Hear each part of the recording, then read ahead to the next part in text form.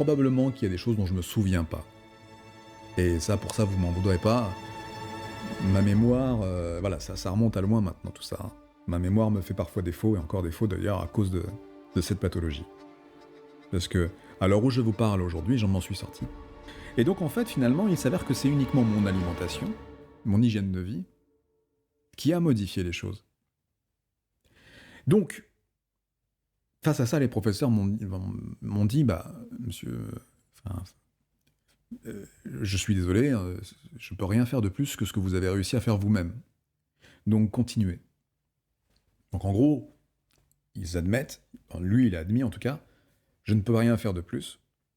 Vous avez fait ce que vous avez limité l'inflammation. Tant mieux. Ben, je sais pas quoi faire de plus. En tout cas, continuez à faire ce que vous faites parce que vous avez réussi à limiter l'inflammation vous-même. Génial. Alors, évidemment, je sors de là. Bon, bah ouais, c'est encore moi qui fais tout, quoi. Donc en gros, vous êtes payé à me dire que j'ai bien fait. Ok. Eh ben, on continue. C'est là que je m'aperçois une fois de plus. Des années, hein, là, il y a des années qui s'écoulent, hein. Je m'aperçois une fois de plus que la médecine qu'on connaît, aujourd'hui, en tout cas jusqu'à l'heure actuelle, n'est pas celle qu'on croit. Voilà. Et, euh, et la suite est dramatique, hein. Mais bon, du coup, juste, je veux simplifier, parce que l'histoire est longue. Tout ça pour réaliser qu'en fait, ce que je vous apporte aujourd'hui est tiré d'une véritable expérience de vie. Je n'inventerai rien. Il y a forcément des secrets que je vais garder pour moi, et un secret reste un secret à partir du moment où il n'est pas dévoilé. C'est un secret. Donc voilà. Donc il y a des secrets que je garde pour moi parce que ce sont des choses qui s'appliquent à mon cas précisément. Et il y aura des astuces liées à ce que tout le monde devrait être capable de savoir et de pouvoir faire. Il y aura des astuces utiles et compréhensibles. C'est toujours difficile avec ce mot. Première astuce du jour. Le matin, quand vous vous réveillez, ne commencez pas par allumer votre smartphone. Le matin, vous vous réveillez, il est en mode avion. Même si vous utilisez le réveil du téléphone pour vous réveiller, vous cliquez sur l'écran, et vous le laissez en mode avion. Vous levez de votre lit. Vous commencez votre journée sans toucher à votre téléphone. Vous allez prendre l'air à la fenêtre ou à votre terrasse. Si vous avez une terrasse et un jardin, vous sortez dans le jardin, vous prenez 2, 3, 4 ou 40 bouffées d'air frais. Si vous avez envie de prendre un petit thé, vous prenez un petit thé. Prenez le temps de vivre chaque matin, sans le stress de vous pencher sur votre téléphone avec la pseudo-excitation de voir qui vous a écrit sur Facebook ou sur les réseaux sociaux. Sortez votre tête de ça. C'est pas utile à votre vie. C'est peut-être utile à votre travail. C'est peut-être utile à votre activité professionnelle si vous travaillez avec le web. Mais c'est pas utile à votre vie. Vous vivez, vous vous levez, vous allez voir votre jardin, vous allez regarder par la fenêtre, vous allez respirer, et après vous démarrez votre vie, de votre journée. Lâchez ce téléphone. Aujourd'hui, nous sommes tous piégés dans cette espèce de nébuleuse incroyablement débile, j'utilise le mot clairement, à laquelle nous sommes habitués. Et nous sommes en train de nous habituer, et nous sommes en train d'habituer nos enfants. Moi, je n'en ai pas, mais vous êtes en train d'habituer vos enfants à perdurer avec ça et à prendre ça. Donc à se détacher naturellement de la nature. Mais c'est pas naturel. Détachez-vous de cette matérialité.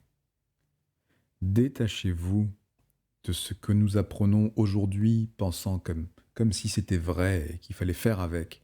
Mais si tout ce que vous aviez appris jusque-là était faux, il ne faut pas faire avec. Faut s'adapter. Évidemment qu'on s'adapte. Mais vous n'avez pas besoin de vivre dedans. Vous voyez? Ça existe aujourd'hui, oui.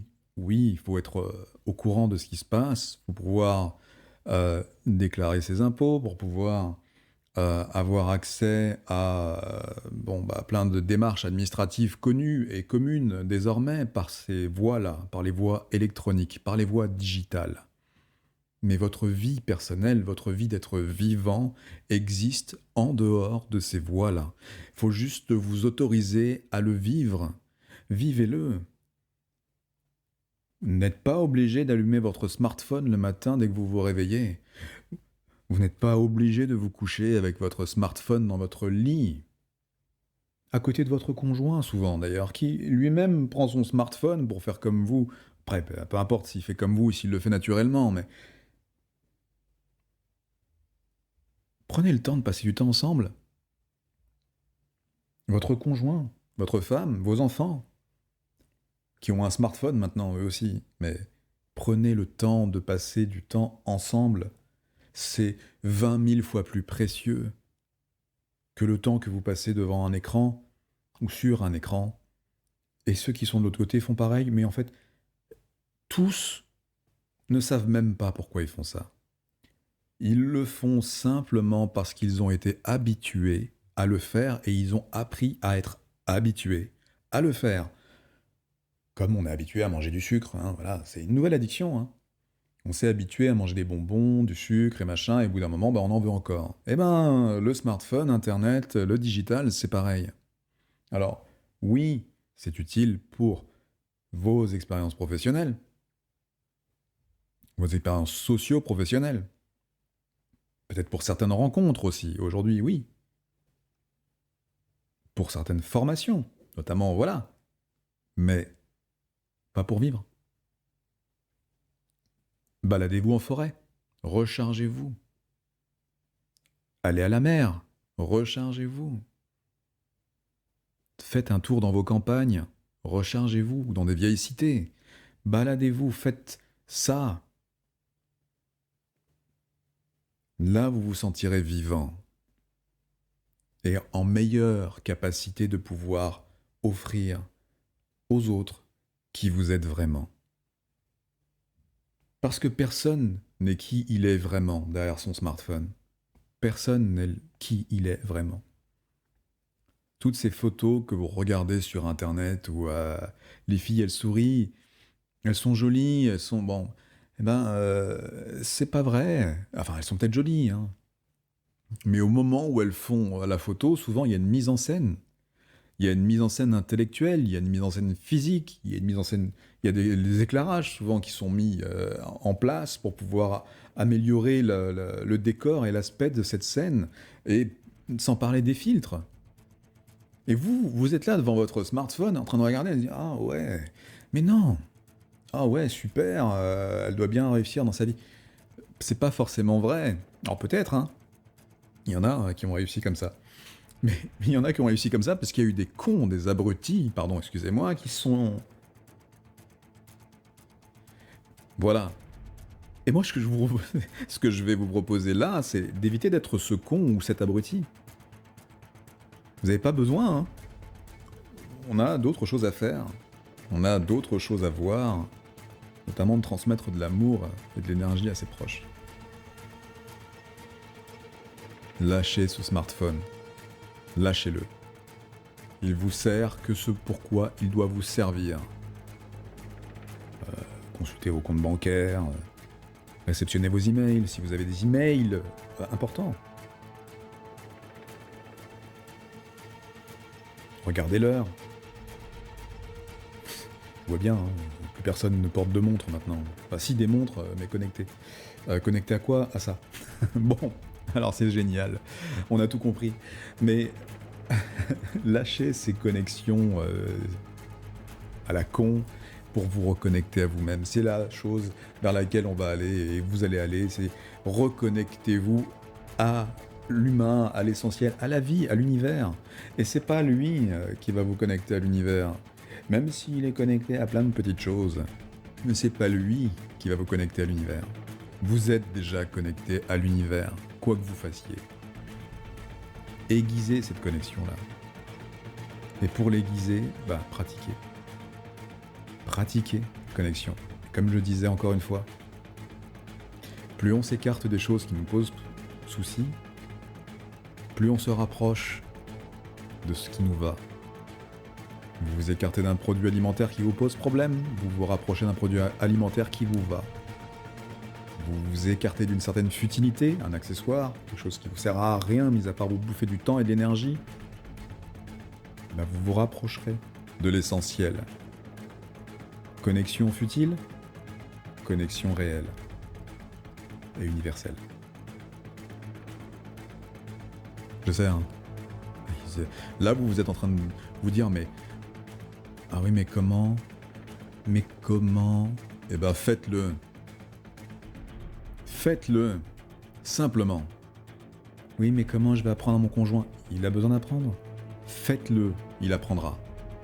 Encore une fois, ce que je disais, si vous voulez apprendre à quelqu'un qui n'est pas encore conscient qu'il faut faire quelque chose, montrez-lui. Montrez-lui. Ne le forcez pas, mais montrez-lui. Montrez-lui à quel point votre vie sera plus passionnante et plus gaie et plus merveilleuse si vous vous détachez de ça. Montrez-lui. Vous le valez bien. C'est pas une marque de pub que je fais là, mais vous le valez bien, c'est comme ça. Vous n'avez pas besoin de faire comme tout le monde. Vous n'avez pas besoin, c'est pas un besoin. C'est un besoin social, peut-être. C'est un besoin superficiel, peut-être, pour avoir le semblant d'exister au travers des vies virtuelles qu'on a arborées depuis quelques décennies maintenant. Mais vous n'avez pas besoin de ça. C'est pas une nécessité de vie.